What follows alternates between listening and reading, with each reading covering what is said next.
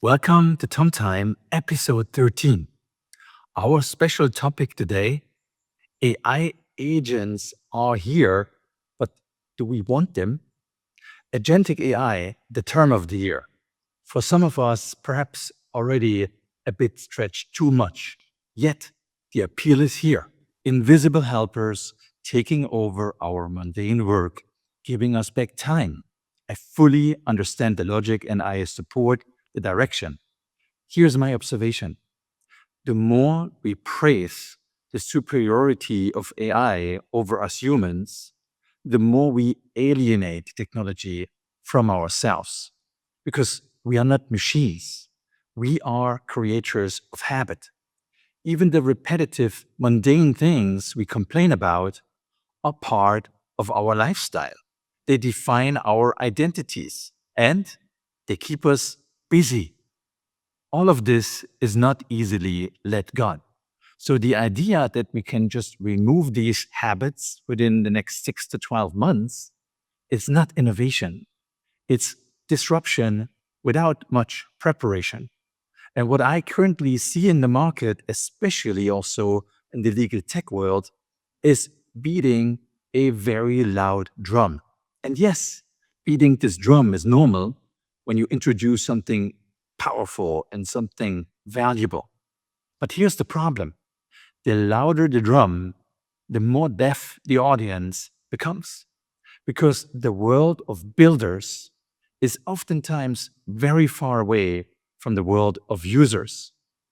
If we tell people you must fundamentally change your habits, you must leave your comfort zone, you must work differently, we should not be surprised if the market actually does the opposite. It's a little bit like telling your daughter or your son not to marry someone, and you know what's happening next. I see this in the legal tech world. It's a big market. Venture capital money is pouring in by the billions, and new vendors are appearing daily. And yet, it's a market that is still very difficult to navigate.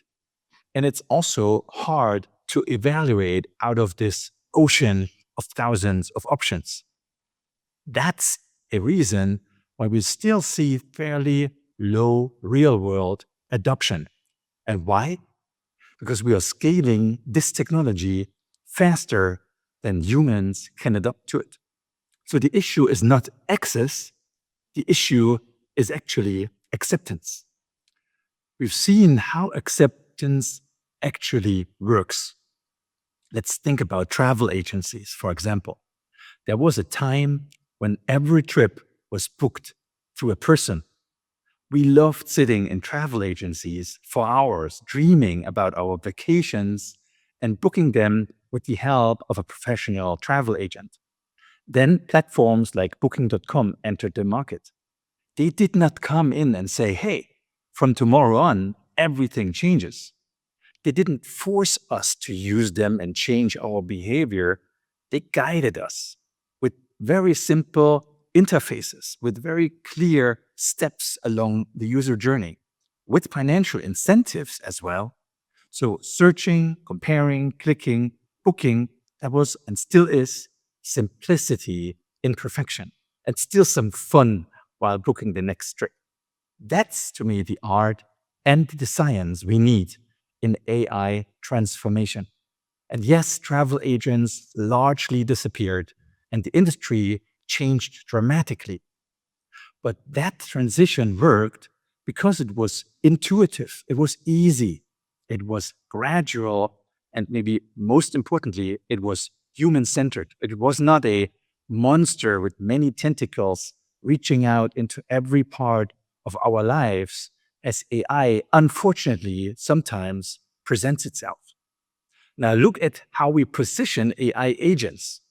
We do not introduce them as tools. Tacitly, we introduce them as replacements.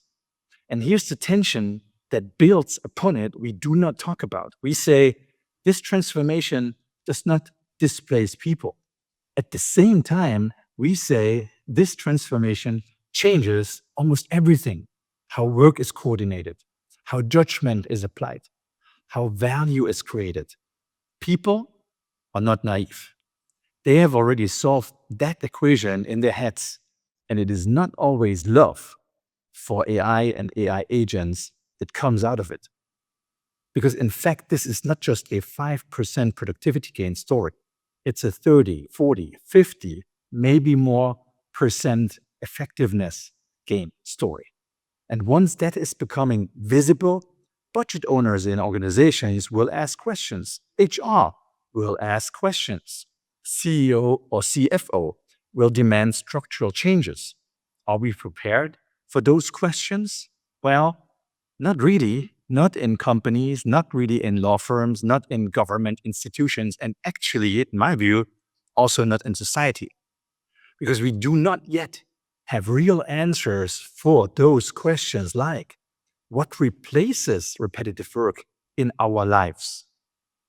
What careers devolve when there's only expert work left to humans? How do we deal with fewer roles in organizations that have actually less likelihood of creating promotions?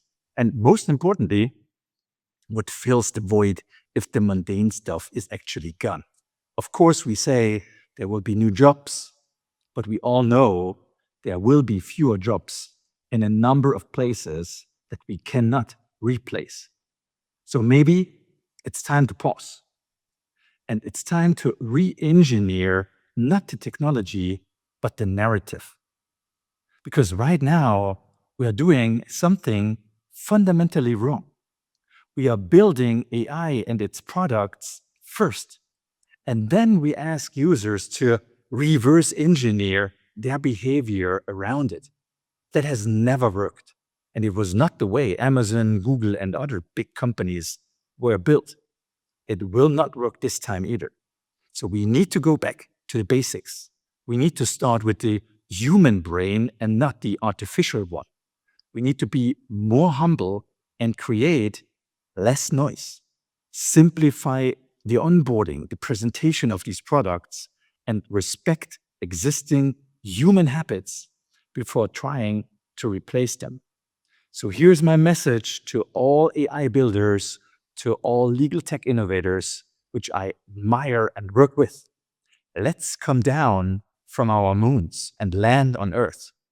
This is not a greenhouse. This is an uneven, messy soil.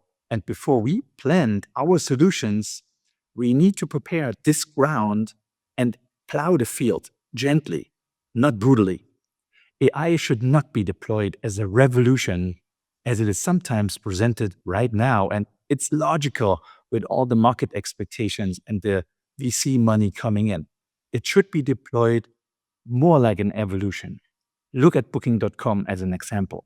Gradual, intuitive, respectful of traditional human behavior, and supported by something we still largely underestimate because it does kill sales projections of software companies. The good old change management, the good old trust building, societal framework impacts, and of course, all these soft factors that are triggered that go far beyond technology, data, algorithms. In the end, society, people will not reject technology because it's bad. It will be rejected because it does not fit into the current life program, life plan. The question is not, does it fit in a year or in 2 or in 3? The question is, does it fit now? If we do not fix that dilemma, AI agents will not fail because of their omni-clever capability. They will fail because many of us want them to succeed and take over parts of our lives, which we have established a love-hate relationship with for many decades. So let's flip the script. And in the end, the success of AI and AI agents will not be determined by their capabilities alone. It will be determined by acceptance. And one thing is for sure, acceptance takes time and understanding. Thank you very much again for watching Tom Time episode 13.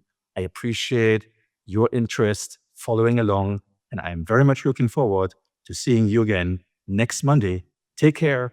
Bye-bye.